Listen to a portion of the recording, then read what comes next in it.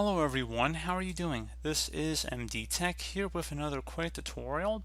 In today's tutorial, I'm going to show you guys how to link your Google Drive account to your Chromebook. So you can either unlink it or link it up. So make it a lot easier to share files, and that's what we're going to do in today's tutorial. So we're going to start by selecting our clock icon at the far side of our system shelf and just left click on it. And then we're going to select the settings icon. You want to scroll down and then select Advanced all the way at the bottom. Underneath Files, so not quite at the bottom, but pretty close to the bottom. If you want to disconnect the Google Drive account, you want to go toggle this to the on position, so that means it'll be disconnected. But if you want to enable it or connect it up or link it, you would just turn this off.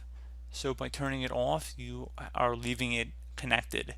So pretty straightforward process, guys. Do hope I was able to help you out, and I do look forward to catching you all in the next tutorial. Goodbye.